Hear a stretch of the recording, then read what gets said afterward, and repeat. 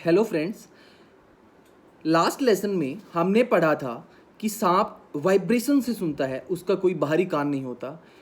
इस अध्याय में हम पढ़ेंगे सांप और एक सपेरे की कहानी। बहुत सारी कम्युनिटीज़ अलग अलग पशुओं और पक्षियों पर निर्भर करती है। उनमें से एक प्रजाति है सपेरा, जो सांप के ऊपर निर्भर करती है। ऐसे ही क्या आपने कभी किसी सांप को देखा है? क्या आपका कोई विचित्र सांप से संबंधित अनुभव है? यदि ऐसा है तो आप हमारे कमेंट सेक्शन में हमारे साथ शेयर कर सकते हैं। आज हम जो सपेरे की कहानी पढ़ने वाले हैं उसमें एक आर्यनाथ नाम का युवक और उसके दादाजी द्वारा जो पास्ट में सांप और सपेरे की विचित्र अनुभव गाँव में या शहरों में होते थे, उनके बारे में वर्णन किया गया है।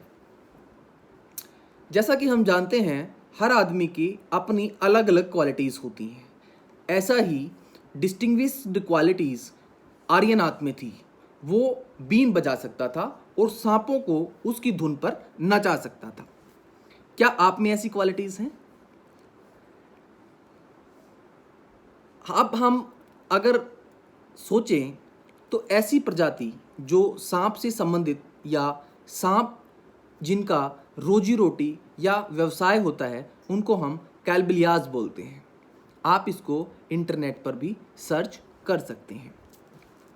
अब हम जो आर्यनाथ के दादाजी रोशननाथ जी द्वारा कुछ बातें बताई गई हैं, उन पर एक बार प्रकाश डालते हैं। उन्होंने बोला कि सांप हमारी जीविका का साधन होते थे। सांप से वो जब गांव में जाते थे तो बहुत सारी भीड़ उनके चारों तरफ इकट्ठी हो जाती थी और लोग सांप का खेल देखते थे। वो क्या करते थे, अपनी टोकरी से सांप निकालते थे, लोगों को सांप के खेल दिखाते थे, जो आजकल शायद आपने नहीं देखा होगा, लेकिन निश्चित तौर पर आपके माता पिता ने जरूर देखा होगा। सांप के खेल के बाद जब वो उस टोकरी को बंद करते थे तो उनके दूसरे टीम के डिब्बे में बहुत सारी दवाइयाँ होती थी, जो अलग अलग बीमारियों को ठीक करने के काम आती थी। जो दवाइयाँ वन और फॉरेस्ट की अलग अलग प्लांट्स एंड ट्रीज से मिलती हैं। ऐसा करके वो लोगों की बीमारियों से ठीक होने में मदद करते थे और बदले में लोग उन्हें कुछ राशन, खाना या कुछ पैसे दे देते थे। कई बार किसान उनके पास दौड़े दौड़े आते थे, स्नेक स्नेक स्नेक, और वो जाकर उन किसानों की मदद करते थे, सांपों को पकड़ते थे और अपने पास रख लेते थे या किसी दूसरी सुरक्षित जगह पर छोड़ देते थे।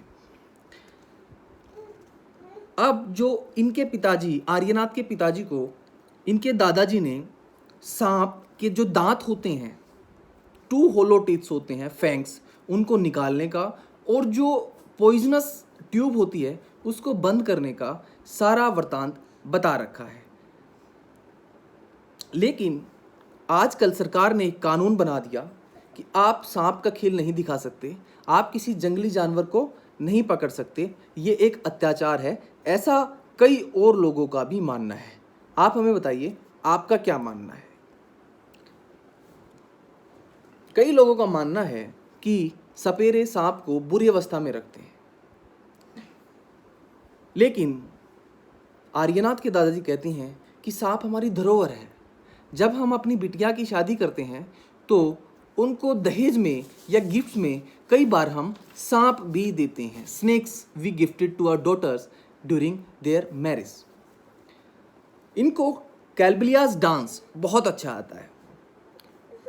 लेकिन आप मुझे एक बात बताइए, अब तो कोई सांप का खेल नहीं है, ना कोई ऐसा कोई गतिविधि है, तो जो आर्यनाथ और आने वाली उनकी पीढ़ियां हैं वो क्या करेंगी?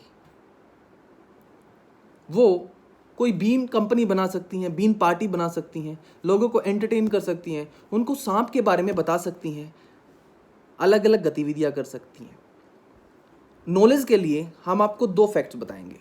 नंबर 1, जो म्यूजिकल इंस्ट्रूमेंट्स होते हैं उसमें बीन जो सांप को बुलाने और नचाने का एक इंस्ट्रूमेंट है।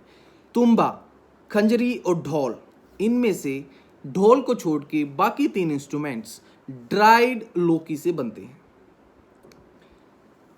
दूसरा, सारे सांप जहरीले नहीं होते। जैसा कि इस पाठ के अंदर वर्णन किया गया है, सिर्फ 4 प्रकार के सांप जहरीले होते हैं।